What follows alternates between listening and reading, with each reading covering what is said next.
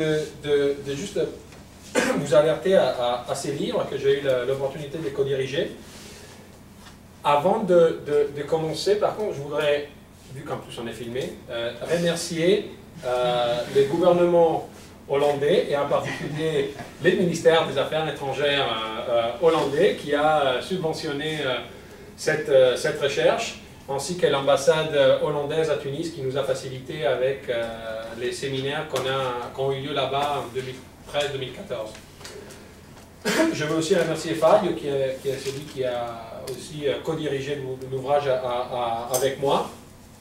Donc, quand il regardera le clip, il pourra se sentir remercié aussi.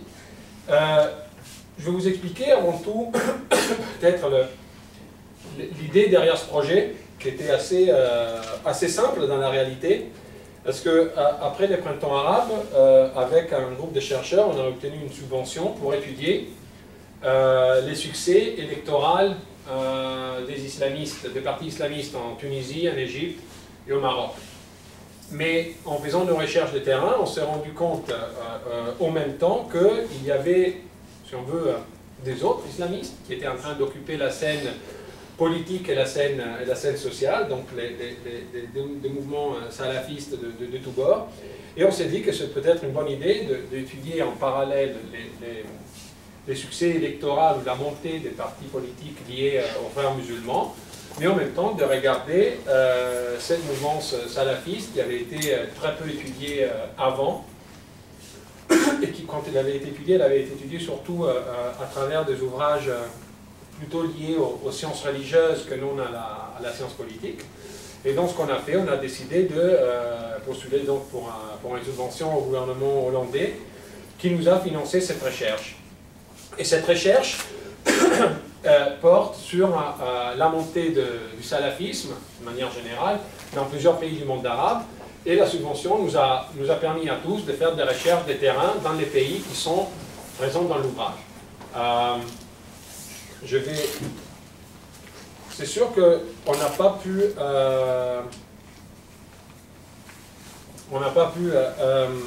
comment dire, avoir ou faire des recherches de terrain dans tous les pays qu'on aurait voulu, à cause de la situation sécuritaire dans certains d'entre eux.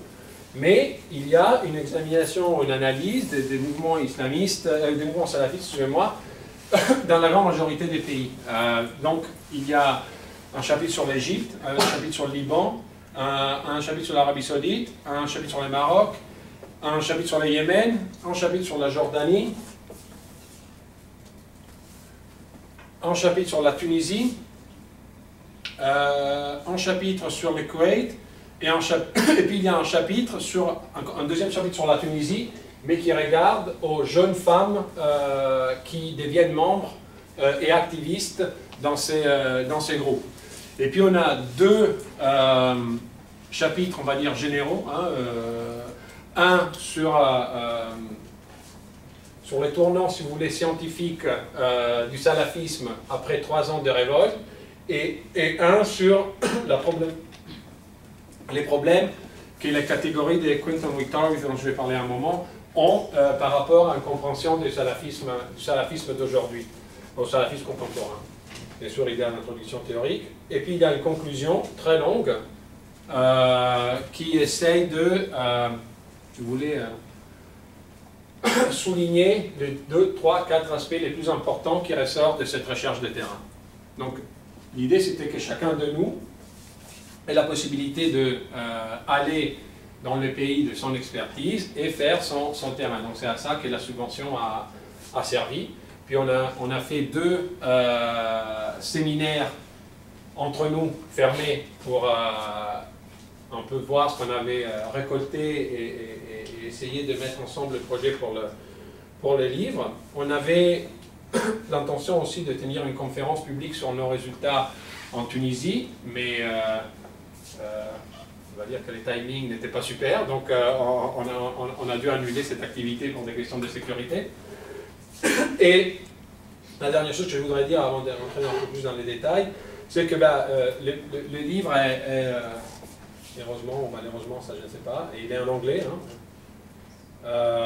et il sort avec Hearst en Europe, et avec Oxford University Press aux États-Unis et au Canada, et je crois aussi dans le reste du monde. Donc comme ça, ne l'achetez surtout pas, hein, il est très cher, il coûte $60 canadiens, donc sauf si vous êtes un prof et vous avez du revenu important, ne l'achetez pas, attendez que la bibliothèque l'achète, ben l'achetez, je vais le commander. Donc ça c'était un peu comment dire, des explications sur comment les livres a vu le jour d'une certaine manière. Et maintenant le projet est terminé, donc si vous voulez, il y a aussi les contributeurs, moi-même et Fab, on a aussi écrit des articles dans des revues spécialisées qui parlent du même phénomène. Ça, si vous voulez, c'est un peu l'ouvrage, entre guillemets, final, où tout le monde a contribué ensemble. Alors, le livre essaye d'examiner et d'expliquer la montée du salafisme suite au printemps arabe, mais il y a 4 aspects qui nous intéressaient particulièrement. Premier, c'était réviser d'une certaine manière les catégories du salafisme que dans l'ouvrage de Clinton Victoria en 2006 sont devenues, si vous voulez, les catégories à travers lesquelles tous ceux qui étudient le salafisme le font. Et je vais en parler dans un moment. De les réviser pour 2 raisons. La première, c'est parce qu'elles ne collent pas vraiment toujours à la réalité qu'on voit sur le terrain. C'est des catégories analytiques qui sont utiles, mais qui sont un peu rigides. La réalité est beaucoup plus dynamique et beaucoup plus flexible. Et oui, parce que, d'une certaine manière, elle n'arrivait pas vraiment à employer une terminologie qui nous paraissait adaptée à la réalité. Finalement, il faut dire aussi que les salafistes eux-mêmes, on arrive parfois à se reconnaître dans une catégorie plutôt que dans l'autre, mais pour les individus aussi, c'est pas aussi facile que ça de se dire « Ah oui, regardez, il y a une grille analytique, moi comme individu, je suis là-dedans. » Les gens bougent, ils ont des idées un peu mélangées aussi. Et donc on a essayé de faire cet aspect un peu, si vous voulez, théorique pour réviser cette grille d'analyse. Le deuxième aspect, c'était d'essayer d'expliquer la croissance de ce qu'on a dit de la politisation du salafisme. C'est-à-dire que, contrairement au passé, dans beaucoup plus de pays, on a vu plusieurs salafistes monter des partis politiques. Ce qui est en contradiction, d'une certaine manière, avec la tradition sunnite salafiste, qui ne voit pas la création des partis politiques comme quelque chose de positif. C'est quelque chose, d'ailleurs, de plutôt négatif. Ils veulent se concentrer généralement sur la doctrine religieuse, sur la purification des textes de l'islam et tout ça. Ils sont vraiment pas engagés directement en politique à travers la création des partis politiques. Mais, après le printemps arabe, on voit que quand même beaucoup de gens bougent de cette idée un peu traditionnelle de comment interpréter leur salafisme et de les vivre, et se donnent à la création des partis politiques. C'est vrai en Égypte, c'est vrai en Tunisie, c'est vrai aussi au Yémen, en Jordanie et au Maroc, ils y ont longuement réfléchi pour après décider de ne pas le faire, mais l'idée c'est que cette politisation, c'est-à-dire la création de partis politiques, est un aspect assez nouveau qui méritait d'être examiné. Troisièmement, on a aussi essayé d'examiner les tournants, si on veut, violents, qui est une autre forme de politisation. Ce n'est pas un engagement politique à travers la création de partis politiques, mais c'est un engagement avec les armes, qui aussi, pour longtemps, était très minoritaire, il le reste très minoritaire, mais en dépit du fait que ça reste minoritaire, c'est quand même un aspect qui a son importance au niveau local, au niveau régional, et maintenant, comme on le voit bien, au niveau aussi global. Donc ça nous semblait important d'essayer d'expliquer comment cet engagement politique violent peut s'expliquer et pourquoi il attire un certain nombre de personnes.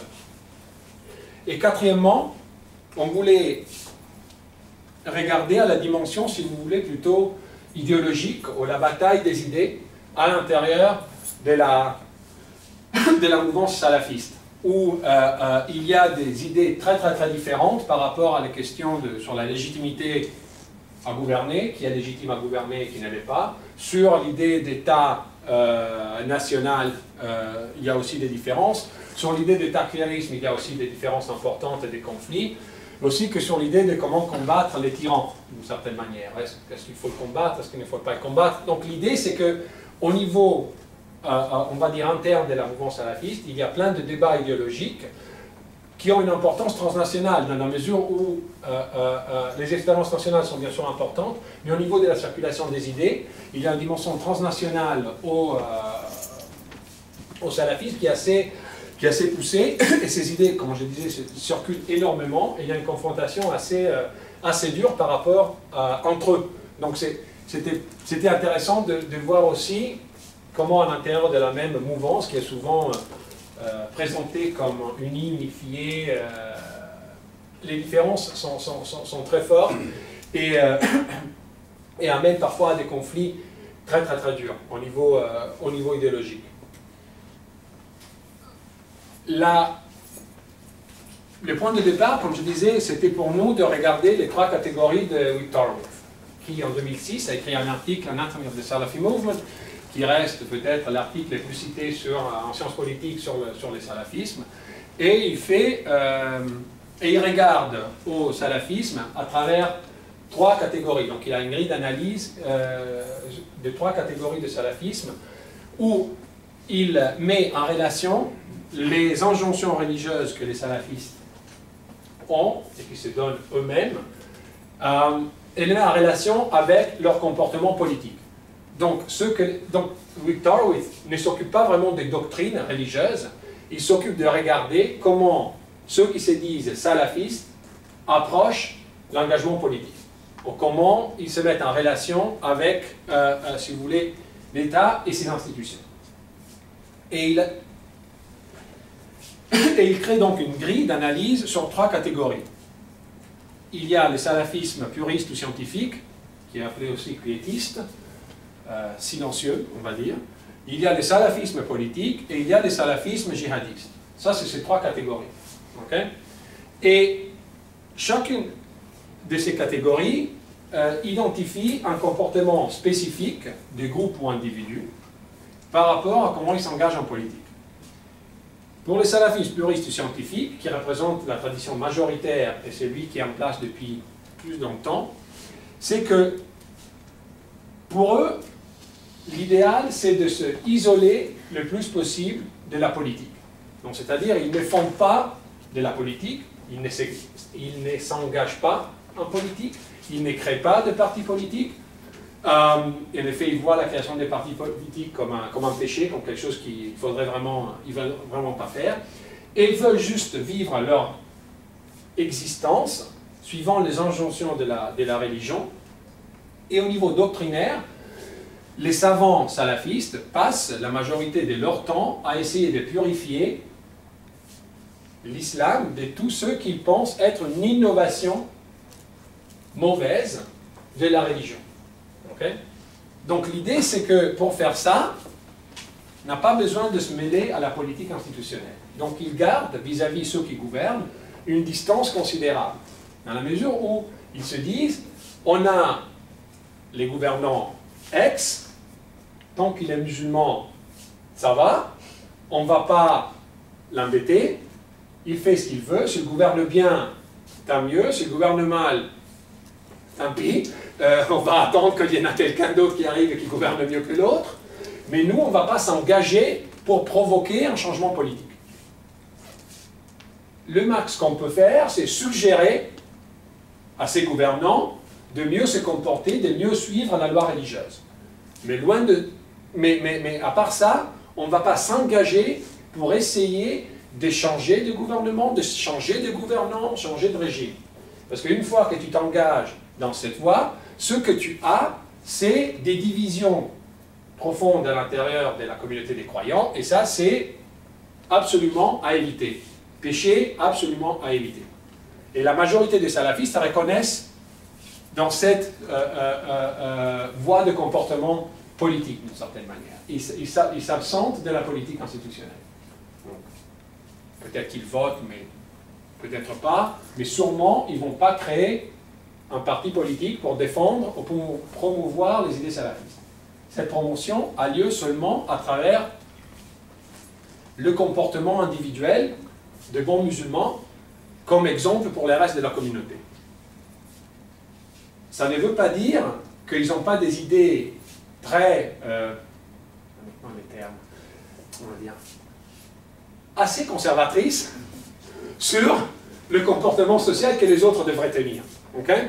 Donc, ce n'est pas qu'ils n'ont pas d'idées sur comment une société juste doit fonctionner. Mais ils ne traduisent pas cette idée en action politique directe. C'est un point qui est assez important, qui devient après important par rapport à comment on fait de la politique tous les jours et à comment se comporter devant des salafistes puristes scientifiques. La deuxième catégorie, c'est le salafisme politique. Pour eux, par contre, la promotion de cette idée et de ces visions de la société salafiste est pas seulement nécessaire au niveau personnel, mais il faut essayer de la traduire en changement de la société.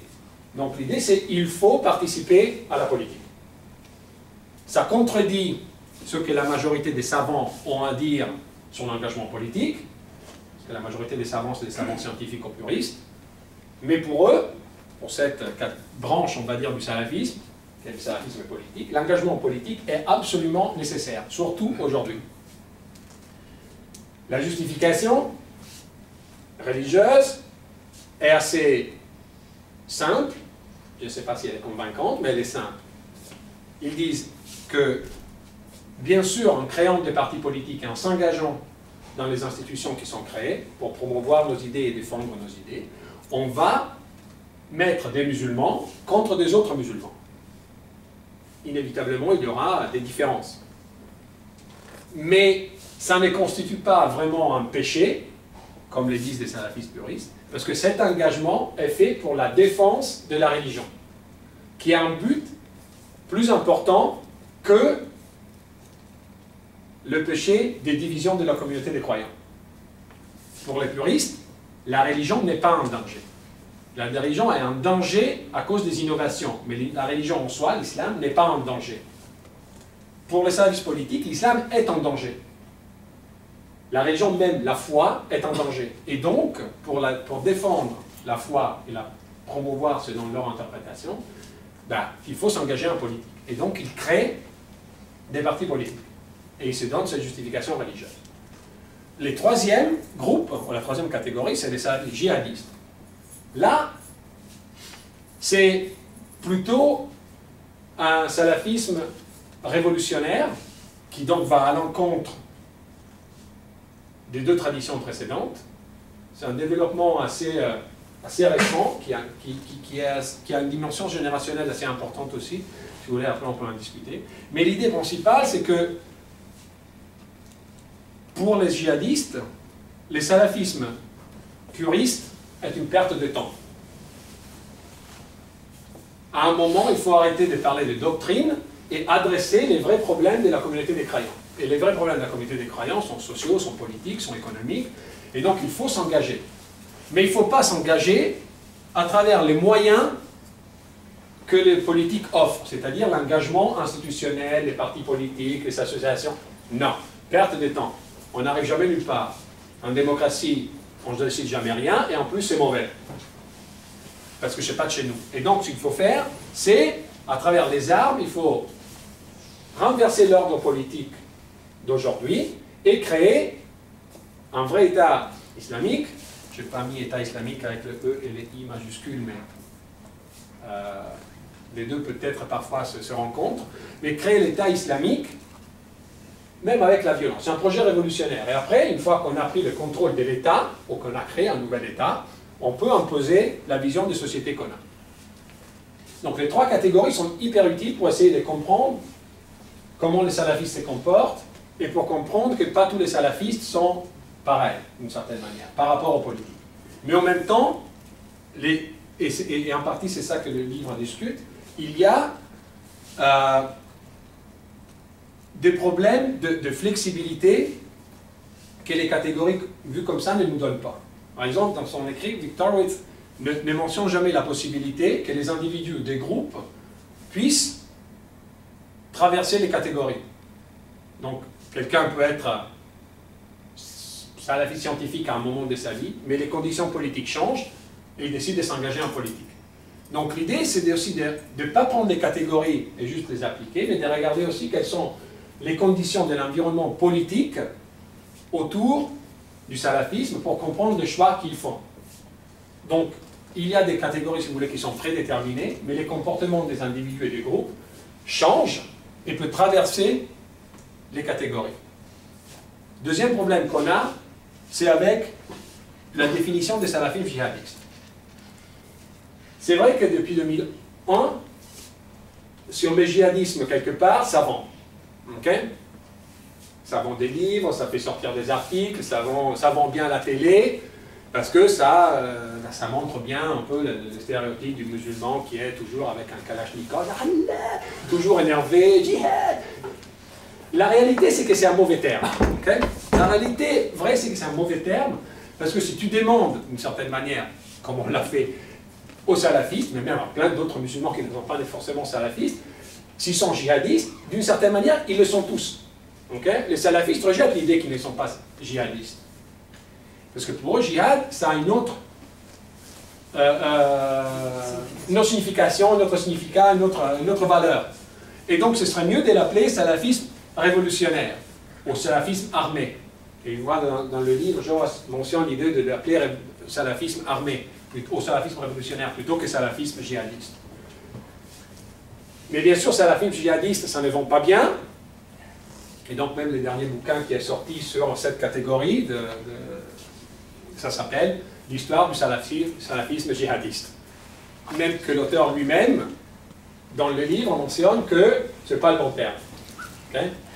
Mais, d'une certaine manière, il faut aussi trouver un équilibre entre recherche scientifique et vendre les livres. Parce que généralement, la maison de presse veut. Et donc, pour nous, l'idée, c'était de rendre plus complexes ces catégories. Et dans le bouquin, donc, ce que les auteurs font, c'est qu'ils essayent de regarder aussi les parcours de différents groupes et savants à travers ces catégories, qui restent, je l'ai dit, analytiquement, elles restent assez valides, mais de regarder les parcours que certains font, d'en expliquer les raisons, en regardant au contexte. Donc, quand le contexte politique autour d'un savant, autour d'un groupe change, bah, ces idées changent aussi. Il n'y a pas de fixité, d'une certaine manière, okay, des catégories. Et donc, c'était le premier aspect qu'on a regardé. Les deuxièmes, qu'on a regardé, et ça, c'est les nouveautés, si vous voulez, du bouquin. Ah, là, je me suis trompé. Excusez-moi. Et ça, c'est plus précisément sur l'engagement politique. Il y a 4 chapitres dans le livre qui discutent du choix de créer un parti politique. Avec des groupes, un en Égypte, un en Yémen et un en Tunisie, qui ont créé des partis politiques. Des partis politiques pour entrer en compétition dans les élections libres que ces pays ont tenues, dans le cas de la Tunisie et de l'Égypte. Donc on aurait dû tenir dans le cas du Yémen, après ça ne s'est pas vraiment fait, mais les partis avaient déjà reçu la permission de participer, en tant que parti salafiste, et un 4e parti qui, en effet, ne s'est pas créé à la fin de compte en Jordanie, pour des raisons, encore une fois, de contexte. Mais l'idée, c'est que pour nous, c'était important d'essayer d'expliquer pourquoi cet enthousiasme, maintenant, pour la création de partis politiques. Pour des décennies, les plus grands savants salafistes, comme Al-Albani, avaient toujours, c'est un des savants salafistes les plus écoutés au monde, il avait dit toujours, ne créez pas des dissensions, ne créez pas des partis politiques. Il a toujours tenu un discours très anti-parti politique et très anti-participation. Mais du coup, dans plusieurs pays, il y a une espèce d'enthousiasme pour la création de partis politiques, qui est donné par la transition, on pense, en tout cas, de l'autoritarisme à la démocratie. Et là, les explications sont très intéressantes, parce qu'on se rend compte que pas seulement les salafistes sont divisés entre eux, mais il y a aussi, comme on soupçonnait déjà, des différences énormes entre les partis salafistes et les partis issus des frères musulmans. Et en effet, une des raisons pour laquelle les salafistes, qui sont islamistes, d'une certaine manière, créent des partis politiques, c'est pour entrer en compétition avec les partis islamistes de frères musulmans. Donc l'idée c'est, sur le marché des idées, qui maintenant est libre, hein, dans un pays qui est en transition, il y a un marché des idées, il faut joindre les électeurs, les votants, les citoyens, on peut le faire librement. Si on ne s'engage pas avec des instruments adaptés à la situation d'aujourd'hui, on va être perdant au niveau des idées. Et nos idées vont être de plus en plus marginalisées. Parce que la politique sera occupée par les libéraux, et ça c'est pas bon, parce que là ils sont sans Dieu, donc c'est un peu problématique, et les frères musulmans, qui eux aussi, c'est pas vraiment des bons musulmans. Okay? Et donc l'idée c'est, si nous on ne rentre pas dans la course, on sera en dehors de la course, pour toujours. Et là on risque que la foi soit la perdante. Donc il faut s'engager. Et donc c'est comme ça qu'on explique l'engagement politique en Tunisie, en Égypte. Le problème de ces partis, c'est que une fois qu'ils rentrent dans la course, partis politiques, campagne électorale, ils font tout ce qu'il faut faire hein, dans une campagne électorale. Ils présentent leur programme. Parfois il est un peu problématique le programme, mais bon. Parfois il est aussi assez modéré pour toucher le plus possible d'électeurs. Okay? Donc oui, bien sûr, ils ont des propositions qui sont un peu, surtout radicales, on va dire, oui, mais qui ne sont pas forcément complètement extrémistes ou extrêmes. Ils se rendent compte aussi de l'environnement, on va dire, national et international. Par exemple, le parti Al-Nour en Égypte, mais pas dans le programme, on va détruire Israël demain. Okay? Ils se rendent compte que c'est un peu un sujet problématique. Si jamais on rentre dans une coalition gouvernementale et on a dit ça, les Américains vont non plus donner un sou. Donc peut-être on ne va pas dire ça. Par contre, remettre la bigamie ou je sais pas quoi, ça c'est bon. Créer la police des mœurs, ça aussi c'est bon. Ça c'est pas très problématique. Donc ils font un programme politique, ils présentent des candidats, ils se prennent en photo, hein, ils se mettent sur les bulletins de vote. Non, les salafistes égyptiens ne se prennent pas en photo. Les femmes. Les femmes, non. Il y a une rose. Il n'y a pas le visage de la femme, il y a juste, si vous votez pour une femme, tu votes pour une rose. Okay? Mais ce sera une femme qui sera élue. Et la compétition est pas tellement avec les libéraux. Parce que les libéraux, surtout en Égypte, au Yémen, constituent une toute petite minorité de la population. Mais ils sont en compétition surtout avec les frères musulmans. Pour deux raisons. Une, c'est une raison, pour trois raisons. Une, c'est une raison idéologique. Ils détestent les frères musulmans, parce que selon les salafistes, les frères musulmans ont vendu leur âme et leur projet révolutionnaire aux institutions démocratiques et libérales qui sont étrangères et qui ne sont pas dans la tradition qu'il faut suivre. Ils les détestent aussi du point de vue pragmatique, parce qu'ils se rendent compte que si les frères musulmans gagnent des élections, et gagnent beaucoup, et contrôlent des ministères importants, ils vont contrôler les ministères des affaires religieuses. Ce que ça veut dire qu'ils vont peut-être mettre dehors tous les prêcheurs salafistes et les empêcher donc d'attirer leur audience. Et donc ça, c'est problématique aussi. La troisième raison pour laquelle ils les détestent, c'est parce que les frères musulmans font de la politique et font des compromis au niveau des idées. Okay? Rien de plus clair qu'en Tunisie, par exemple, quand Nasdaq décide, nous, la charia, on ne va pas la demander dans la Constitution. Alors les salafistes se demandent, vous êtes un parti islamiste, vous ne voulez pas tuer les juifs, vous ne voulez pas mettre la charia, les femmes, c'est égal, tout le monde peut picoler. C'est quoi votre projet révolutionnaire islamiste? Vous n'êtes plus des islamistes. Et donc, vous avez besoin, les idées islamistes ont besoin de nous, on est sur les grands marchés des idées, comme ça, nous, on peut défendre les vraies positions révolutionnaires. Pour ceux qui sont assez âgés et européens entre vous, c'est les débats de la gauche dans les années 70, ceux qui étaient plus à gauche, plus marxistes et tout ça. Okay? Donc, il y avait des élections en Europe à un moment où il y avait 4 partis communistes différents qui étaient en compétition dans les élections. L'idée, c'est un peu pareil. Il y a des divisions qui sont très idéologiques et aussi au niveau personnel, qui amènent, si vous voulez, un émiettement de ce qui était avant une galaxie salafiste assez unifiée d'une certaine manière. L'absence des grands savants salafistes aussi s'est fait sentir, avec la mort d'Al-Albani, de Baz. Il n'y a plus vraiment un grand savant à l'international qui peut dominer la scène salafiste. Les conditions sur le terrain ont changé, et j'y retourne, cette idée de l'environnement qui est important sur les décisions. Et donc, c'est de cette manière qu'on explique la politisation.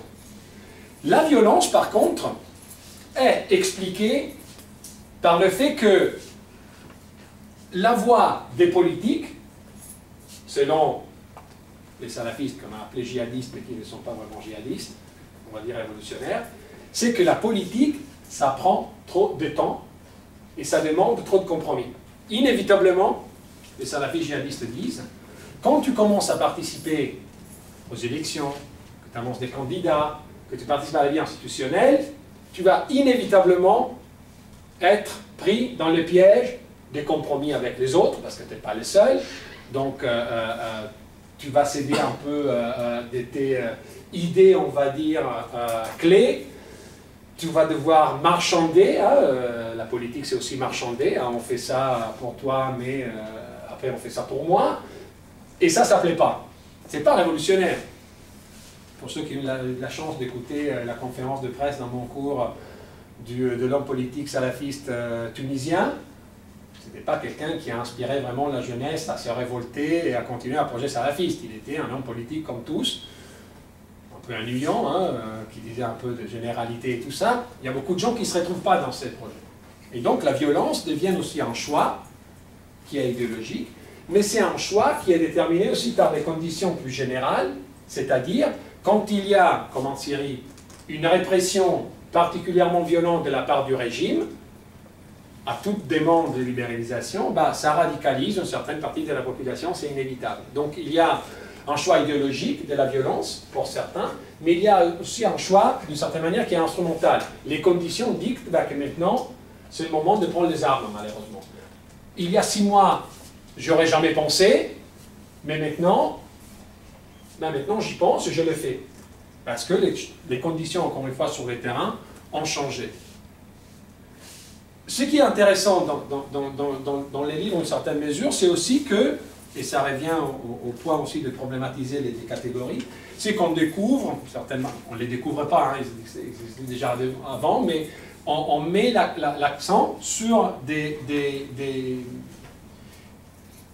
nouvelles expériences, des nouvelles catégories qui sont entre, si vous voulez, les salafismes quiétistes et les salafismes djihadistes, comme l'expérience idéologique d'Al-Maqdisi.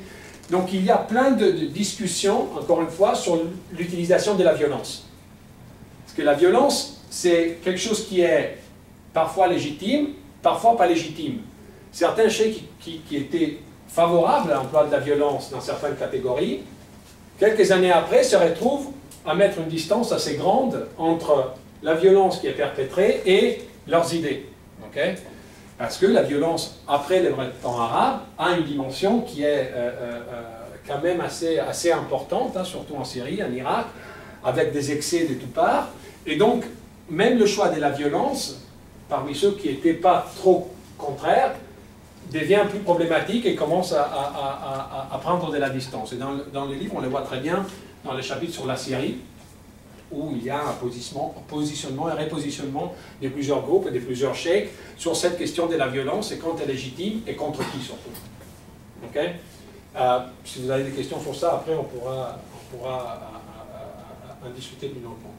Le dernier point, c'est que dans les livres, il y a aussi 4 thèmes qui ont une portée transversale, qu'on retrouve un peu dans tous les chapitres. Et c'est un peu, si vous voulez, les classiques du salafisme. Le premier, c'est que n'importe quel groupe on examine, et n'importe quelle, on va dire, à quelle catégorie on regarde, les demandes politiques qu'ils ont sont rarement libérales. Okay? C'est plutôt un projet antilibéral. Et par antilibéral, je veux dire, c'est un projet qui essaye de contrôler le plus possible le comportement individuel. Okay, donc l'individu doit être soumis à la loi religieuse. Et une décision, même à majorité, qui est à l'encontre de la règle religieuse, ne doit pas être respectée. Okay, donc l'idée, c'est que c'est un projet qui est profondément antilibéral. Ça, c'est pour tous. Okay? Après, je vais vous donner des exemples si vous voulez. Mais ce qui est intéressant, c'est que ces demandes antilibérales prennent des voies complètement différentes au niveau de l'engagement et de comment le promouvoir. Pour certains, ces demandes antilibérales restent ces demandes, d'une certaine manière, personnelles, même ces croyances personnelles. Okay? Moi, je suis contraire à l'avortement, mais l'avortement, le droit à l'avortement existe, ben, tant pis pour moi. Ça ne veut pas dire que moi, je suis favorable, mais il existe, point barre. Donc, j'ai des croyances, si vous voulez, antilibérales, sur l'alcool, la vente de l'alcool, mais je m'étais. Okay? Il y a des autres qui se disent non, il faut lutter au niveau politique pour changer la législation. Si l'alcool maintenant est légal, ça ne devrait pas l'être, il faut s'engager pour changer la loi sur la vente d'alcool. Et puis il y a les autres qui disent c'est inutile de s'engager sur la voie des changements de la législation ou de l'activisme social pour changer quoi que ce soit. Il faut commencer à tuer à droite et à gauche. Après, quand on est au pouvoir, on va passer une loi contre la vente de l'alcool. Donc, les idées antilibérales sont partagées d'une certaine manière, mais comment s'y prend pour les faire avancer, ça c'est très différent de salafiste en salafiste. Une autre chose qui apparaît très bien dans le livre, c'est les dérives sectaires confessionnelles. Encore une fois, si vous allez lire le bouquin de ce jour et vous regardez les cas yéménites, les cas libanais, les cas syriens, les cas irakiens, c'est les plus clairs, bien évidemment. Mais ces discours anti-chiites reviennent aussi à des endroits où il n'y a pas de chiites. En Tunisie, par exemple. Certains jeunes qui se disent « je vais en Syrie pour combattre les chiites ». Je lui demande « mais tu n'as jamais vu un chiite ?» Non. À la télé, si. Nasrallah, à la télé. Nasrallah était un bon garçon. Maintenant, lui aussi, c'est fini. Okay? Donc l'idée, c'est que malheureusement, là, il y a un aspect qui est idéologique. Cette idée de la pureté de la religion, inévitablement, crée un in-group et un out-group. Ceux qui sont à l'intérieur et ceux qui sont à l'extérieur. Et ceux qui sont à l'extérieur de ces groupes, bah, en premier lieu, il y a les chiites. Parce que les chiites, d'une certaine manière, c'est pire que les juifs et les chrétiens. Parce que les juifs et les chrétiens ne peuvent pas s'aider, ils sont juifs et sont chrétiens. Mais les chiites, ils devraient savoir quelle est la vraie religion. Et donc, c'est à eux qu'on s'emprunte, toujours. Au niveau, on va dire, aussi idéologique. Discours anti-chiite de très longue date, hein, qui découle aussi, si vous voulez, du discours des régimes salafistes comme l'Arabie saoudite. Mais il y a aussi un autre aspect qui est plus contingent d'une certaine manière, et que malheureusement les dynamiques des conflits qui se sont dégagés en Syrie et en Irak ont fait remonter aussi les confessionnalismes. Et donc les deux se renforcent mutuellement. Il y a un terrain idéologique et des idées qui est déjà prêt, et puis quand sur le terrain on a effectivement des dynamiques de conflits qui deviennent confessionnels, les deux se nourrissent l'une avec l'autre. Et dans tous les chapitres, on verra, on le voit, il y a cette dimension anti-chiite qui émerge très fortement. Les chapitres sur le Liban sont très intéressants de cette manière aussi, parce que ça fait vraiment voir comment les idées sont anti-chiites, on va dire, sont déjà là, à l'intérieur du salafisme, mais comment la guerre en Syrie les fait vraiment remonter sur la scène publique et attirer des nouveaux adeptes. Alors que, jusqu'avant la guerre en Syrie, oui, les idées étaient là, mais elles étaient très, très, très marginales. Et là, du coup, par contre, on a des nouveaux, on va dire, prêcheurs de l'antichéisme qui arrivent sur scène et à qui on donne la possibilité de s'exprimer. La troisième chose, c'est, encore une fois, je veux le souligner, la lutte idéologique, stratégique contre les frères musulmans, qui va jusqu'au paradoxe des mouvements salafistes égyptiens qui appuient les coups d'État de Al-Sisi en Égypte contre les frères musulmans. Donc c'est mieux d'avoir Al-Sisi, dictateur militaire, que d'avoir les frères musulmans au pouvoir. Parce qu'avec les frères musulmans, c'est sûr qu'on va se faire avoir. Parce qu'ils vont contrôler les mosquées, ils vont contrôler les budgets de l'État, et donc dans la distribution du clientélisme, si on veut, nous, on sera les perdants. Donc c'est mieux d'avoir Al-Sisi, parce que ce qu'on va faire, on va revenir en arrière, on va redevenir, d'une certaine manière, quiétiste, on nous laissera tranquilles, et en même temps, on pourra remplir le vide laissé dans l'activisme, dans la politique, dans les mosquées, laissé par les frères musulmans, ces prêcheurs et ces activistes et ces militants, qui maintenant sont soit en prison, soit en exil, soit cachés en clandestinité quelque part.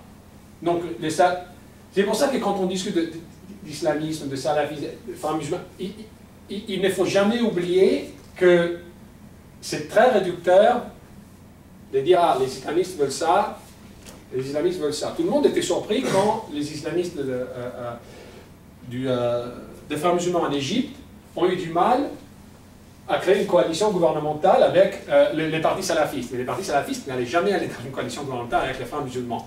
Donc l'idée c'est, il y a énormément de complexité de laquelle il faudrait être un peu, à laquelle il faudrait être alerté. Et cette idée anti-frères musulmans émerge énormément aussi quand on entend les discours, par exemple, des chefs des partis Al-Rashad au Yémen.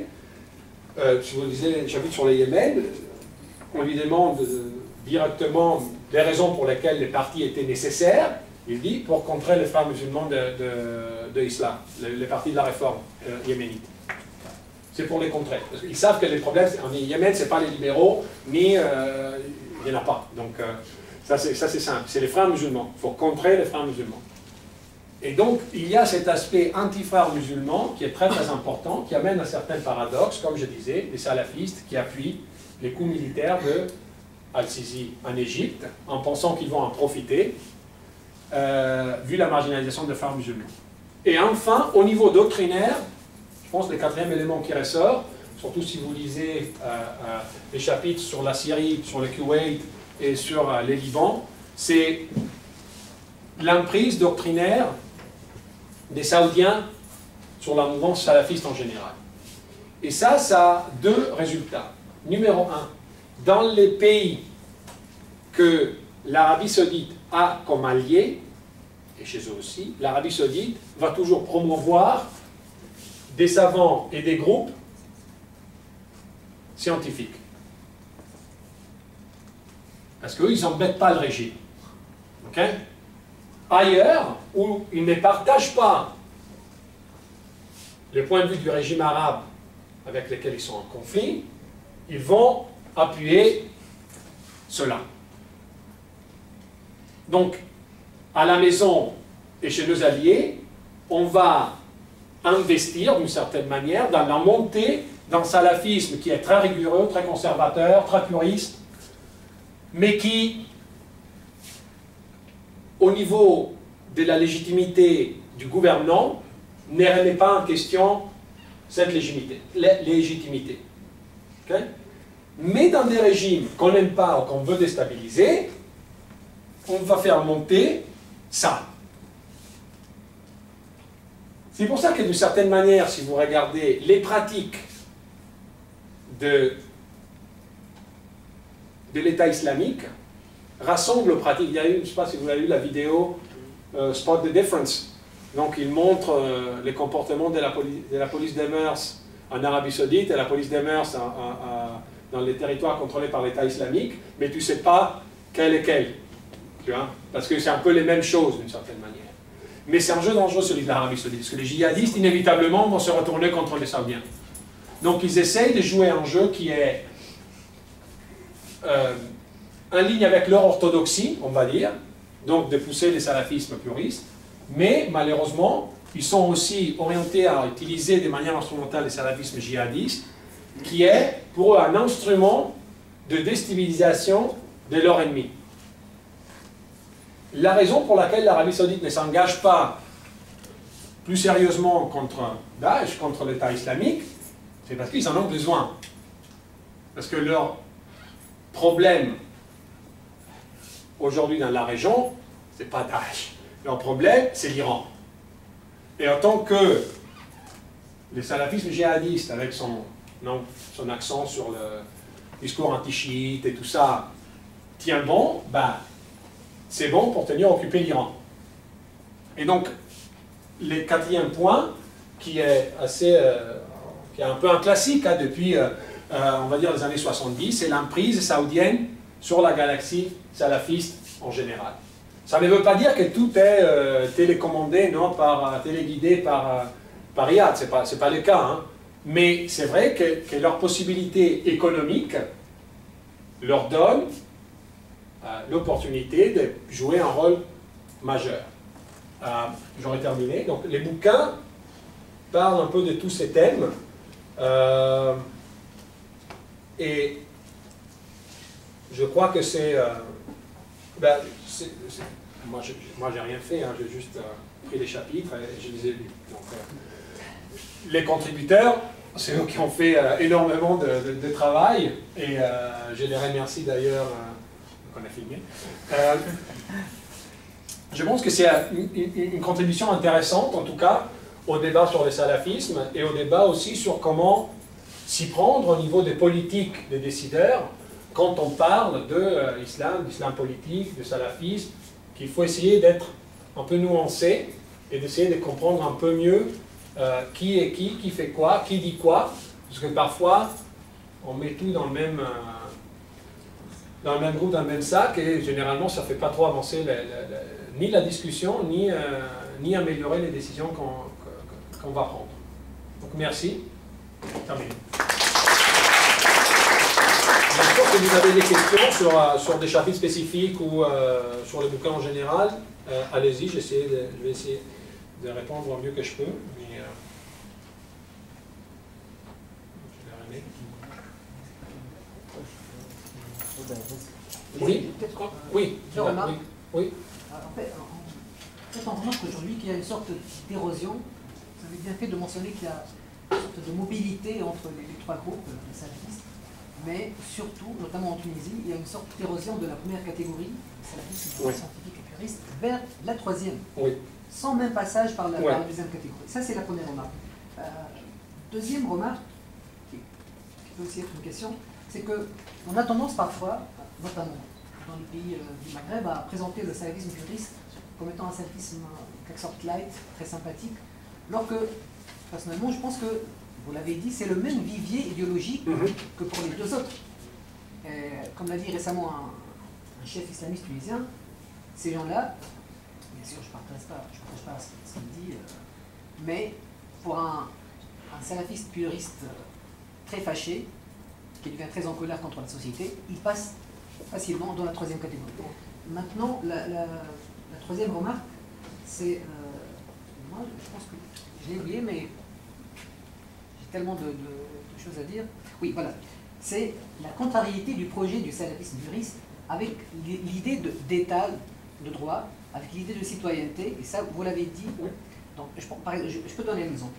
Un salafiste puriste qui ne se propose pas de lutter contre l'État par des moyens violents, mais dans sa vie privée, par exemple, il décide d'obliger sa femme à porter le niqab ou le voile, de retirer sa fille de l'école, ça, on a vu en Tunisie, c'est des gens qui ne portent pas les armes, mais qui décident d'enfreindre la loi en épousant plusieurs femmes alors que c'est interdit. La polygamie en Tunisie est interdite. C'est des gens qui ne s'opposent pas violemment à l'État, mais qui ont un modèle de société totalement différent du reste de la société. Donc finalement, je pense que certainement il y a des nuances au niveau des moyens de la lutte, mais au niveau de la tactique, mais au niveau de la stratégie, du modèle de société, du projet et des fins ultimes, ils se rejoignent. C'est vrai dans la mesure où, comme je disais, il ne faut pas oublier que les trois catégories sont analytiques seulement là où ça concerne la relation avec l'engagement politique. Mais au niveau de ce qu'ils ont comme vision de la société, ils partagent énormément d'idées, de points de vue. Donc, par exemple, on peut prendre Bachir Ben Hassan, en Tunisie. Okay?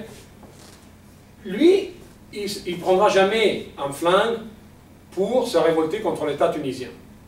Mais si tu lui demandes, est-ce que c'est bien que les dessinateurs de Je suis Charlie aient été tués, lui, il y va zéro problème avec ça. Il ne dit pas, oui, je suis hyper content, yahoo, mais il n'y voit pas trop de problème. Donc l'idée, c'est qu'au niveau des idées et des visions des sociétés, il partage énormément. Après, il faut voir quelle réponse donner, oui, aux idées, mais aussi au comportement. C'est-à-dire, s'il ne fait rien d'illégal, est-ce qu'on va le traiter comme on traite quelqu'un qui va poser des bombes? Et ça, c'est malheureusement la question à laquelle on n'a pas encore eu de réponse. Sur les points, sur les passés de la première à la troisième, c'est les parcours les plus rapides en effet. La majorité des politiques ne passe jamais à la violence, ni revient jamais au purisme. Les politiques, généralement, restent un peu le groupe qui est toujours là, d'une certaine manière. Okay? Surtout au niveau de la leadership. Au niveau des militants, si les choses chauffent beaucoup au niveau de la sécurité, ils vont revenir à la première. Dire, on se désengage politiquement et on retourne, entre guillemets, chez nous. Okay? Mais passer de la première à la troisième, c'est hyper facile dans la mesure où les conditions peuvent changer assez rapidement sur les terrains.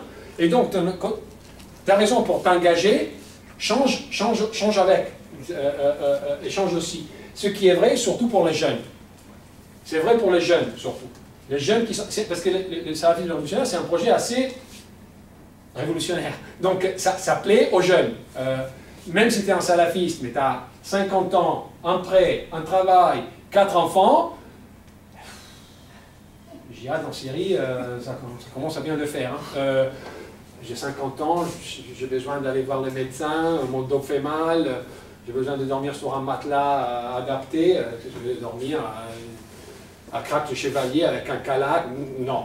Mais un jeune de 20 ans, c'est sûr que ça attire de manière différente, hein, pour des raisons aussi pratiques. C'est pour ça qu'ils sont tous jeunes, généralement les salafistes djihadistes, et c'est pour ça qu'ils n'ont aucun savant, au-delà, je crois, de 30 ans, qui s'est rangé à leur côté au niveau idéologique. Je crois que leur savant le plus important a 26 ans ou 27 ans, et c'est un ancien élève d'Al-Makdisi ici en Jordanie. Donc, c'est sûr que passer du premier au troisième, c'est plus facile que de passer du deuxième au troisième. Généralement, qui a fait les choix politiques reste là, ou si la pression de l'État sécuritaire devient trop grande, revient au plurisme. L'autre fait que tu as mentionné, et qui est vrai aussi, c'est que en Tunisie, c'est particulier, mais c'est un peu l'idée partout, c'est cette idée de s'isoler de la société. Okay? Vu que, comme puriste, je n'habite pas dans un État islamique comme je le veux. Okay? Mais je veux vivre ma vie comme moi je le veux, et donc je m'isole de la communauté. Et je fais des choix aussi au niveau personnel que peut-être l'État considère comme illégal. Après, c'est à l'État de venir me chercher et de me punir. Mais si je peux tenir ce comportement illégal, mais qui pour moi n'est pas illégal, il est juste légal pour l'État, mais moi je ne réponds pas à l'État, je réponds à Dieu. Si ce n'est pas illégal pour Dieu, moi je le fais jusqu'au temps qu'on me dit, qu'on vient me chercher, on m'impose de ne plus le faire. Mais sinon, je le fais tranquillement. Et ça ressemble un peu à l'isolement des communautés, on va dire, hyper protestantes fondamentalistes, liées au mouvement des milices, parfois aussi des États-Unis. Je m'achète un ranch au milieu de nulle part, en Idaho, et puis je veux que les gens me laissent tranquille. Après, si c'est illégal de ne pas payer les impôts, ça, on le verra quand il y aura l'armée qui va me demander de payer les impôts. Mais sinon, je m'isole de la communauté. Et c'est à l'État de me punir, non, si je fais quelque chose d'illégal. C'est sûr que l'État va te punir s'il y a quelqu'un qui va te dénoncer. Jusqu'à présent, il n'y a personne qui te dénonce, parce que de toute façon, tu vis une vie assez isolée avec ceux qui pensent comme toi. Ce qui est difficile, c'est pour ceux qui ne choisissent pas ce mode de vie, mais s'y retrouvent un peu à cause de la famille à l'intérieur. Mais là aussi, est-ce que c'est à l'État de dicter le comportement social, dans un sens et dans l'autre. Hein. Parce que les salafistes disent, oui, mais l'État n'a pas le droit de m'imposer ce que je dois faire. Je viens t'imposer, toi? Non, donc laisse-moi tranquille. Mais ça veut dire aussi, comme ça veut dire refuser la citoyenneté, hein, d'une certaine manière. C'est dit brutalement, hein, mais c'est refuser la citoyenneté. Je ne suis pas un citoyen de cet État. Moi, je suis avec Dieu. C'est fini. L'État, ça ne m'intéresse pas beaucoup. Oui, Johanna? Ouais. Deux questions. Par rapport déjà au quatrième point que tu disais de ton livre, l'engagement violent. J'aurais aimé savoir dans quel cadre cela a été étudié. Est-ce qu'il y avait un cadre théorique ou processuel voilà. Et aussi une question sur la catégorie du salafisme djihadiste révolutionnaire. Si vous aviez apporté des précisions analytiques pour étudier les groupes. On va mettre Al-Qaïda, on va mettre l'État islamique, et pourtant on va voir qu'ils ont des grandes différences. Donc est-ce qu'il y a un raffinement analytique au sein de cette catégorie? À la première question, je répondrai non, parce que le bouquin était vraiment guidé d'une certaine manière de la recherche empirique. On avait une question de recherche, c'était pourquoi cette politisation qu'on voit s'est traduite à plusieurs endroits en engagement politique à travers la violence, mais on n'avait pas vraiment de cadre théorique en soi. Pour la deuxième, je te dirais oui, surtout dans les chapitres de Thomas Pierret sur les salafis djihadistes en Syrie, qui essayent d'expliquer comment, en effet, les différences entre les différents groupes djihadistes ne sont pas sont des différences idéologiques d'une certaine manière sur l'opportunité de créer un État islamique ici et maintenant. Et il y a des différences aussi pratiques qui dépendent de qui te finance et d'où tu trouves tes ressources. Donc, c'est une question qui est organisationnelle et idéologique à la fois. Donc l'opportunité au nom de créer un État islamique ici et maintenant est très discutée, et la réponse de la majorité des savants salafistes est non. Surtout si la violence est le seul moyen. Si la violence est le seul moyen de créer l'État islamique, ça ne va pas être un bon État islamique. Parce que le vrai État islamique est créé, bien sûr, comme tous les États, avec un degré de violence, mais il est aussi créé avec le pouvoir de convaincre toutes les communautés à y participer. Tu ne peux pas juste employer la contrainte. Et donc, sur ce point de la contrainte, trop de contraintes mine ta légitimité. Si tu n'as pas de légitimité, Dieu ne veut pas de ces projets. Et donc, c'est comme ça que, généralement, l'État islamique est accusé. Ce qui fait revenir Al-Qaïda, d'une certaine manière, à être plus modéré. Ce qui est un peu... Bon. Et ça, c'est un peu les paradoxes du Moyen-Orient, d'une certaine manière. Oui, excuse-moi. Ce qui est un peu paradoxal par rapport en fait, à l'engagement politique des salafistes, c'est que les dogmes salafistes et les principes salafistes même interdisent en fait, la démocratie. La démocratie, c'est coffre. Ça veut dire c'est de la mécréance, de l'apostasie. Alors, l'engagement même politique de ces gens-là, c'est vraiment caricatural. Et puis, par rapport aux salafistes puristes, pour eux, même l'adoption ou la considération comme valide des idées qui sont en contradiction avec les opinions des chefs salafistes, c'est de l'apostasie. Et un apostat doit être tué. Pourquoi ils ne réclament pas de tuer ces gens-là? Alors, ça va être la majorité même de certaines sociétés, majoritairement musulmanes, c'est qu'ils considèrent en fait qu'ils doivent obéir le gouvernant musulman, et c'est la responsabilité à lui de faire ça. Ouais. Alors un salafiste qui va au bout de sa réflexion, de sa logique, devient nécessairement djihadiste. Alors les salafistes, les cohérents avec eux-mêmes, c'est seulement les djihadistes, pas les deux autres.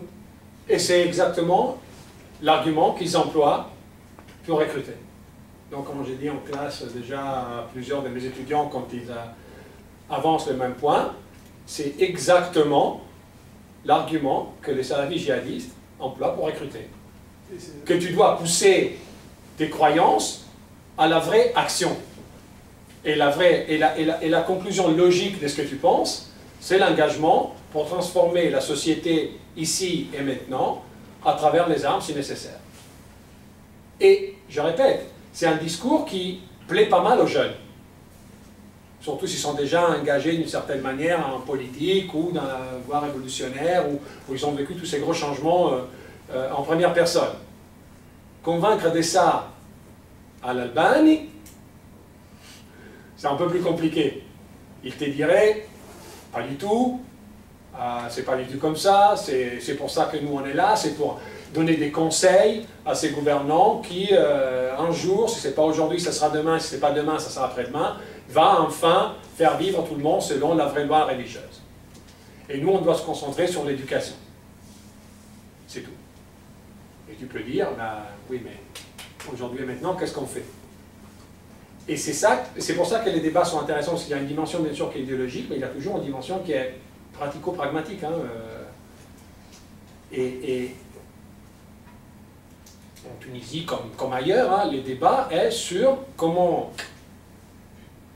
entre salafistes, comment éviter que cette approche dont tu parles devienne vraiment majoritaire et convaincre de plus en plus de monde à s'engager à travers la violence. Sur les salafistes politiques, mais eux, ils ne le cachent pas, hein, qu'ils se servent de la démocratie. Ils le cachent un peu quand ils font des entretiens avec la télé française, ça c'est sûr. Mais, parce qu'il y a toujours un discours pour les étrangers, un discours pour la maison, puis il y a un discours pour les militants, et un discours pour les grands publics. Mais les salafistes politiques n'ont pas énormément de problèmes à dire qu'eux, ils emploient les instruments qu'il y a maintenant pour faire avancer leurs idées, mais qu'ils n'y croient pas du tout. La critique que les djihadistes leur font, c'est que, vous verrez, une fois que vous commencez à employer ces instruments, même si aujourd'hui vous n'y croyez pas, demain, vous y allez être dedans et vous allez vous plus détacher. Et c'est faire trop de compromis. Et donc on revient au discours que tu faisais avant. Guillaume, oui. Dans le livre de William McCann, il met l'apocalypse centrale dans la doctrine de l'État islamique. Est-ce que c'est quelque chose que vous avez revu à l'extérieur de l'État islamique, dans les milieux salafistes? Non, on ne s'est pas penché du tout sur cet aspect millénariste du salafisme.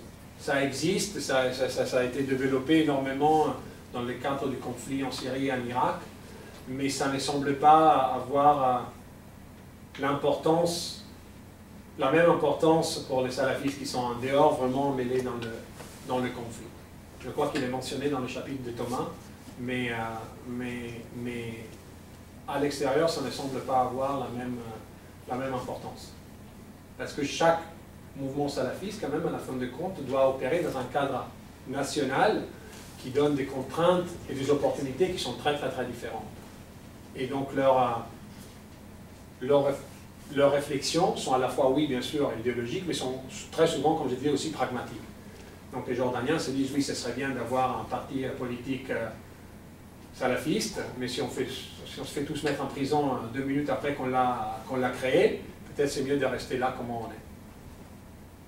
Et c'est ça qui après va prévaloir. Oui. Ouais.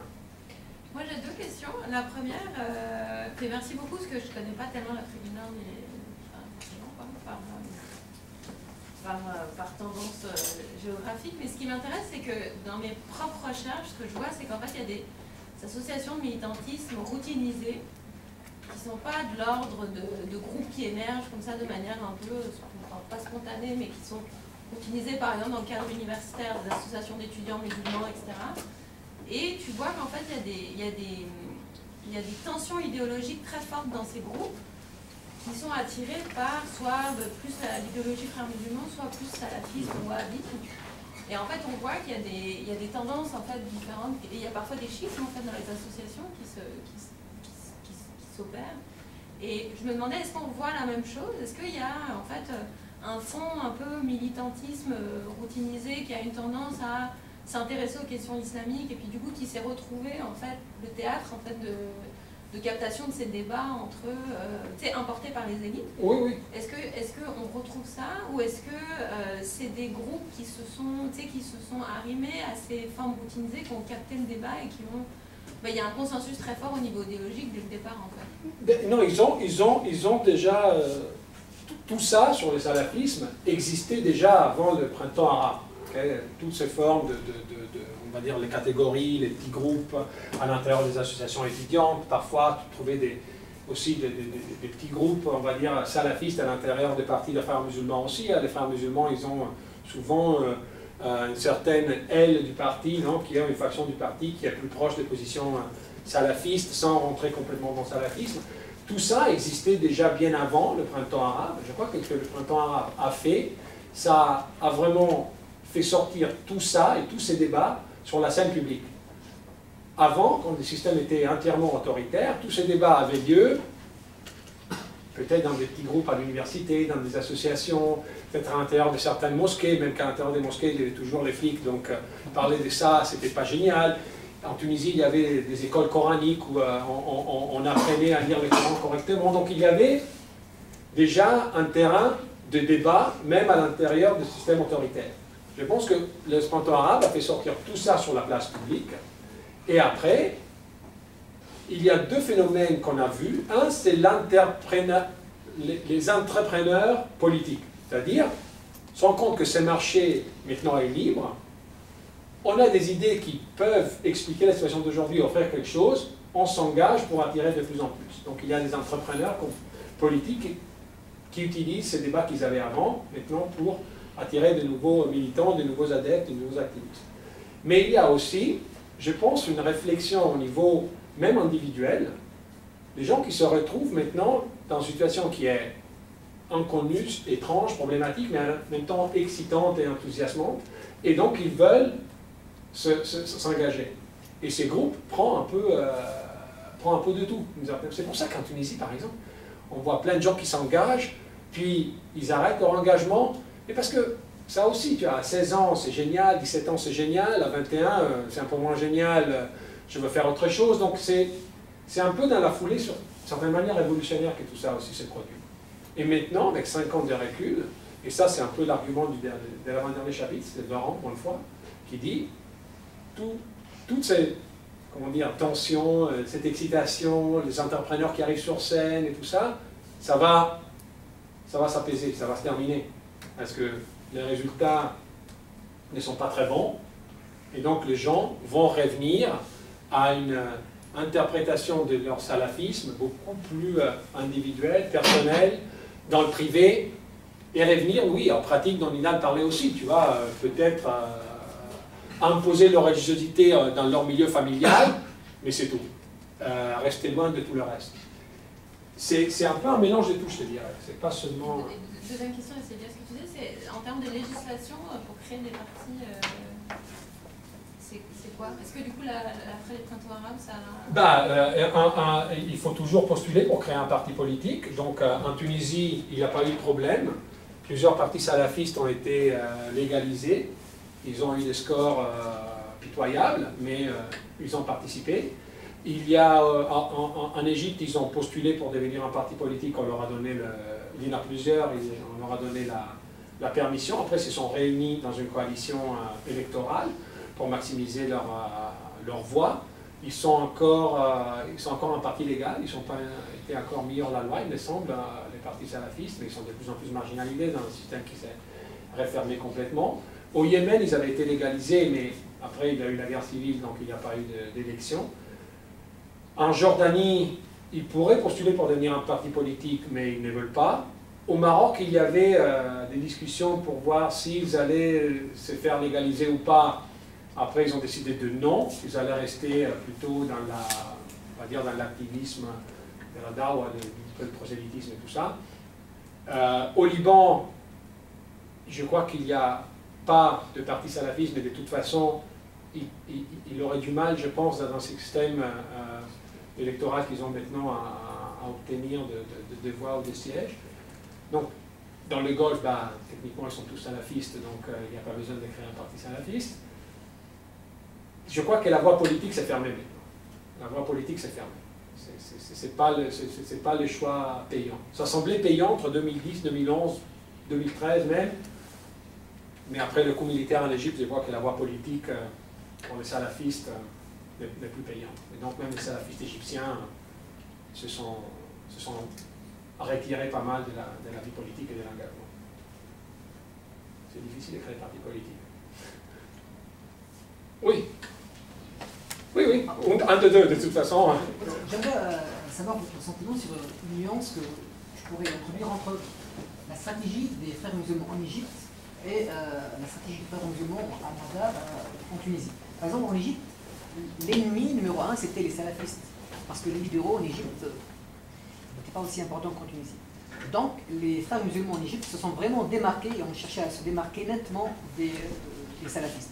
En Tunisie, Ennahda a joué un jeu un peu trouble, surtout au début, parce que l'ennemi, c'était vraiment les libéraux, ceux qui se présentent comme laïcs, etc., qui sont assez importants. Donc, Ennahda a cherché en quelque sorte à brasser très large, en tenant un discours parfois très ambigu, pour ne pas perdre les voix des salafistes. Et on sait très bien que les leaders d'Ennahda étaient à l'étranger, ils ont été coupés de leur base, etc., ils n'ont pas pu travailler sur le terrain, donc ils ont cherché à avoir plus de voix dans le vivier salafiste. Est-ce que vous pensez que... Ah oui, c'est absolument vrai, dans la mesure où, comme je disais, les circonstances nationales ont une importance capitale sur les stratégies qu'après les partis et les mouvements adoptent. En Égypte, c'était jamais question de faire front commun salafistes, frères musulmans, contre les libéraux. Les libéraux n'existent pratiquement pas, il n'y avait pas besoin de faire front commun. Il fallait se disputer entre les deux qui allaient être vraiment les gérants du pays, dans les législatives et après dans la présidentielle. Et donc la rivalité entre les deux était beaucoup plus forte. En Tunisie, les conditions étaient différentes, dans le sens que, on va dire, les modernistes, non, comme on les appelle, sont assez forts, et donc Nahda avait besoin d'être le parti rassembleur de tous ceux qui sont plutôt islamistes. Et donc, ils ont donné pas mal de place à leur faction salafiste, à Choukrou, à des autres comme ça, qui tenaient un peu les liens avec les salafistes pour maximiser leur performance électorale. Après, à mon avis, ils se sont rendus compte de deux choses, que les salafistes n'ont pas rapporté beaucoup en termes de vote, parce que 50% des Tunisiens ne se sont même pas présentés à voter en 2011. Donc, parmi eux, c'est sûr qu'il y avait beaucoup de salafistes de 18 à 22 ans qui ne sont pas allés voter Nahda de toute façon. Et ils se sont rendus compte aussi que pour survivre, ils devaient trouver un compromis avec les laïcs, les modernistes, et ils ont coupé les salafistes. Et ils les ont mis hors la loi en 2013. Donc ça, c'était leur jeu. Mais je crois que, encore une fois, les circonstances nationales déterminent beaucoup des stratégies que les différents acteurs, qu'ils soient les modernistes ou les frères musulmans ou les salafistes, vont prendre. Et c'est vrai que, de toute façon, une alliance long terme, salafiste, frères musulmans, n'aurait jamais marché nulle part. N'aurait pas marché en Égypte, n'aurait pas marché au Yémen, n'aurait peut-être pas marché en Tunisie non plus. Oui. Voilà. Il me semble très important en fait, la différence que vous avez faite entre les salafistes et les frères musulmans, par exemple, parce que comme vous avez dit, en fait, ça fait vendre ici islamistes, djihadistes, tout ça. Mais pour moi, en fait, de certains courants des frères musulmans, surtout comme le Nahda en Égypte ou le parti d'Erdogan, je les qualifierais plutôt, je ne sais pas si vous serez d'accord avec moi, de conservateurs, pas islamistes. Pourquoi? Parce qu'ils acceptent, en fait, ils acceptent tous les principes républicains, comme séparation de pouvoir, mandats électoraux, et puis souveraineté populaire. Ils adhèrent aux droits de l'homme, et puis ils ne réclament pas l'application de la charia, en tout cas pas en dehors des institutions démocratiques.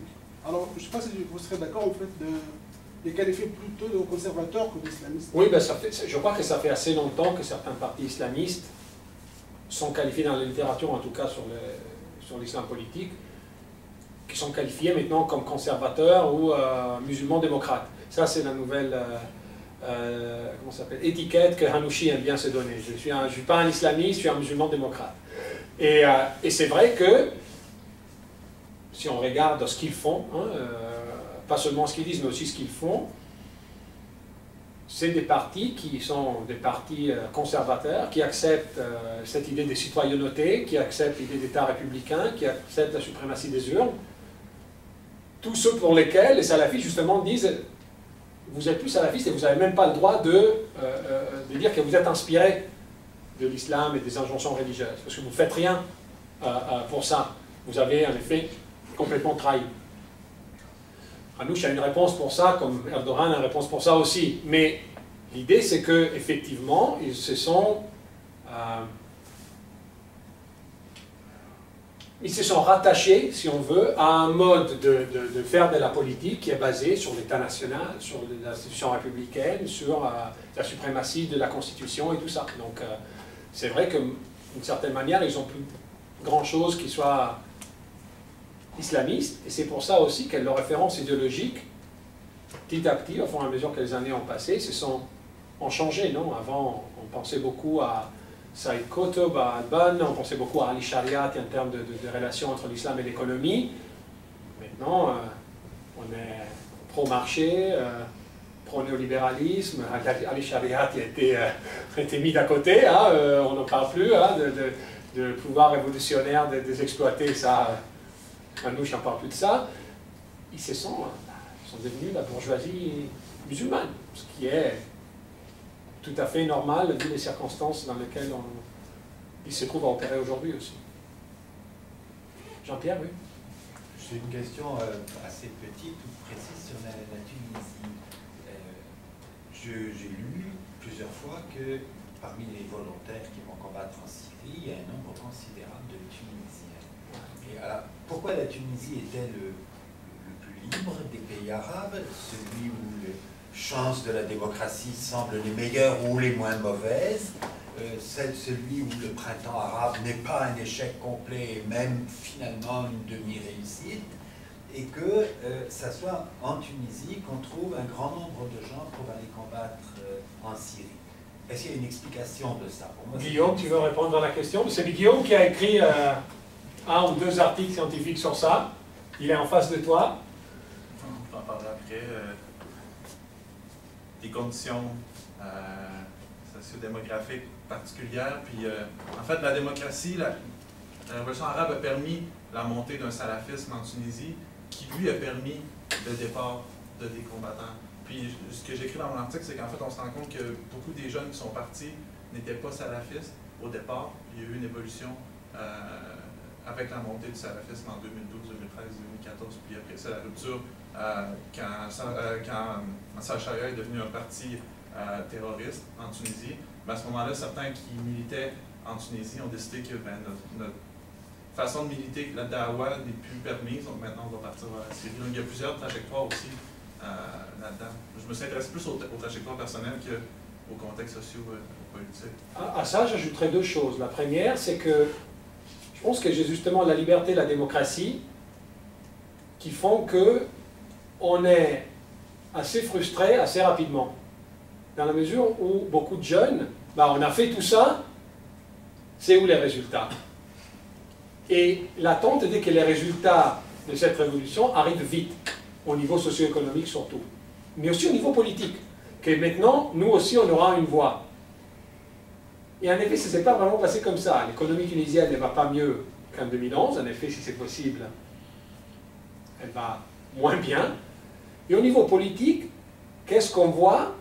On voit un jeune homme de 87 ans avec un autre jeune homme de 77 ans qui se serrent la main et qui disent maintenant, nous, on est la Tunisie du futur.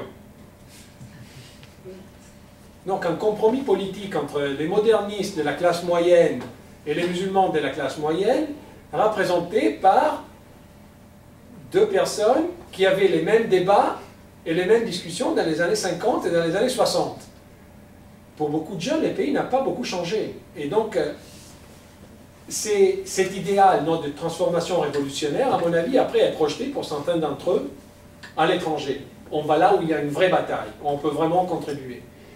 Et la deuxième chose, c'est que la liberté a aussi amené, surtout la liberté d'expression, a amené tout de suite en Tunisie des discours qui venaient de tous bords dans le monde arabe, et au moment où la guerre en Syrie occupait les esprits de tout le monde.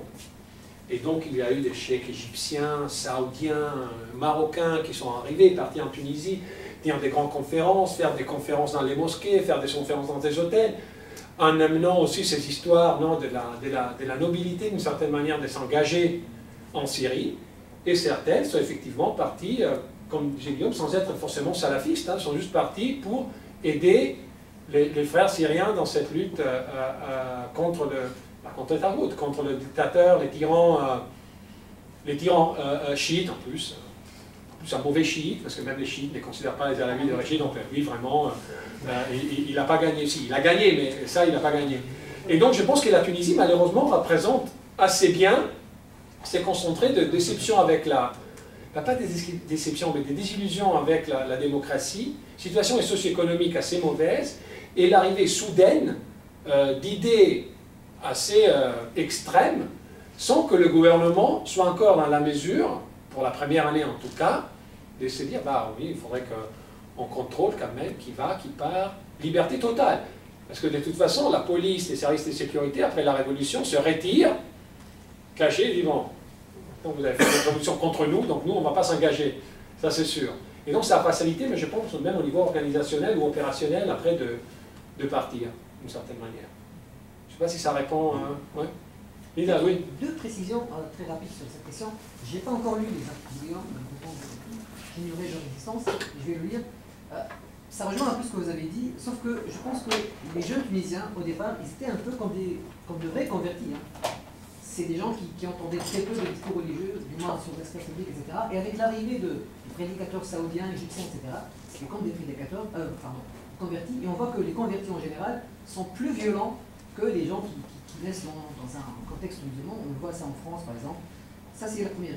Deuxième idée, c'est que je pense que le gouvernement tunisien de l'époque, le gouvernement, la Troïka, il n'a pas su réagir et il s'est empêtré dans des alliances un peu régionales, le Qatar, la Turquie, etc., qui étaient contre le régime de Bachar el-Assad. C'est aussi que si tu vois des jeunes potentiellement violents partir, tu n'es pas mécontent forcément pour quelque temps. Parce que de toute façon, tu dis, bah, ils vont se faire tuer en Syrie, go. Si moi je suis un gouvernement instable, élu de très peu, que j'ai plein de gens qui se tremballent dans la rue, qui veulent aller combattre en Syrie, l'aéroport est là, go. Et c'est sûr que j'espère que tu vas soit te faire tuer, soit te faire emprisonner. Hein? Donc le gouvernement, par exemple, n'a jamais rien fait pour les Tunisiens dans les prisons irakiennes. Tu as voulu partir en Irak, ciao, reste en Irak. Ils ne voulaient même pas récupérer les cadavres quand ils mouraient en prison. Mais donc, on dit aux Turcs et aux Qataris qu'on fait quelque chose. Oui. Donc, et puis l'idée, c'était aussi, il y a une espèce d'accord régional avec l'appui des États-Unis, que c'est pas si mauvais que ça de partir en Syrie combattre Bachar al-Assad. Pourquoi on doit se préoccuper de fermer les frontières, regarder qui part, qui vient? Il y a plein de Marocains aussi, il y en a 1500 ou 1700, quelque chose comme ça. Donc c'est un peu un mélange de facteurs. Malheureusement, la Tunisie avait, de toute manière, dans ses réflexes, tous les mauvais facteurs qui ont encouragé les gens à partir. Puis en 2012, la situation était différente aussi en Syrie. Oui, il y en a qui avaient été combattre en Libye, qui sont tout de suite partis après à la Syrie, parce que c'était dans cette vague révolutionnaire. L'État islamique n'était pas encore là en 2012, Jabhat al-Nusra venait d'arriver. Il n'y avait pas encore cette effervescence djihadiste qu'on a aujourd'hui. Parce qu'on a tendance à analyser juste selon notre vision d'aujourd'hui, mais en fin 2011, 2012, c'était pas la même situation qu'on a aujourd'hui. Mais pour plein de gens qui n'étaient pas religieux, ce n'était pas une mauvaise chose d'aller combattre Bachar al-Assad. C'est une cause qui méritait d'être suivie et méritait d'être combattue. C'est un dictateur qui tire sur la foule. Vu que personne ne fait rien, après je ne sais pas si on peut le comparer à la guerre en Espagne et tout ça, mais les dynamiques sont un peu pareilles. Hein. Il y a, il s'appelle Dietrich Jung, qui a écrit un article comparatif sur justement ceux qui partaient en Espagne et pourquoi ils partaient en Espagne dans les années 30 et ceux qui partaient en Syrie. Et les dynamiques se ressemblent d'une certaine manière. Bon, les discours idéologiques changent et la région change, mais les dynamiques sont un peu les mêmes d'une certaine manière. Oui. En fait, là vous parlez d'une pratique qui est vraiment répandue dans le Moyen-Orient, surtout c'est une pratique en fait exercée par le régime syrien. Le fait d'inciter les gens à partir au djihad. Il faisait même des campagnes. Et il a créé des porte-paroles, souvent des agents secrets ou bien infiltrés. Et là, ils ont des cercles d'influence. Et comme ça, on se débarrasse des mauvais. Ouais. C'est vrai, ouais. Et ça, il y a merci Walid, il y a un chapitre sur les Maroc où l'auteur, Mohamed Masbaba, dans ses chapitres et dans un autre article qui va sortir, il analyse deux phases du gouvernement marocain par rapport à ses ressortissants en Syrie et en Irak. Et dans les 2 premières années, pratiquement le Maroc, pas seulement sait qu'il va partir, mais encourage à partir. Il veut partir, l'aéroport de Casa est là, passeport, va-t'en. C'est seulement en 2013 qu'il commence à se dire, avec ce qui se passe ailleurs aussi, ah oui, mais ces gens-là, peut-être qu'ils vont rentrer. Et c'est à ce moment-là qu'il commence à résurveiller. Mais pour 2 ans, il laisse pratiquement, pas 2 ans, mais 1 an et demi, il laisse pratiquement la porte ouverte, en disant à ceux qui ont l'intention de partir, on ne va pas les empêcher de partir. À la limite, on va même un peu les encourager. Parce que si c'est des mauvais, entre guillemets, comme Walid dit, à la maison, bah, tant qu'ils soient mauvais en Syrie, tant qu'ils sont mauvais en Syrie. Après, la question devient, bah, qu'est-ce qui se passe quand ils reviennent? C'est côté national, c'est le rouge. Ah oui. Et c'est ce qui est passé en Arabie Saoudite quand certains sont rentrés en Arabie Saoudite. Mais ça se passe depuis quand les gauchistes allaient combattre au Liban, depuis quand les islamistes allaient combattre en Afghanistan, c'était toujours un peu les mêmes dynamiques, surtout qu'au niveau régional, il y avait un consensus. Guillaume a raison, en 2011-2012, il y avait un consensus régional que Bachar allait tomber, il allait tomber rapide et qu'il fallait aider à le faire tomber. Mais non, tout le monde se mettait un peu à l'œuvre pour créer ce scénario. Les pays arabes avec certains envoyant des combattants, les États-Unis envoyant quelques armes, et la Turquie en ouvrant les frontières. Mais après, si on y pense à la fin de 2016, c'était peut-être pas le meilleur choix du monde. Mais en 2011, on pensait Bachar, il va durer encore 3 mois et puis il tombe. Il faut juste envoyer quelques combattants de plus. Quelques combattants de plus. Et puis maintenant, on est là, où il n'y a que des combattants et 10 millions de réfugiés. Et sur cette bonne... tous mes conférences se terminent toujours de cette manière.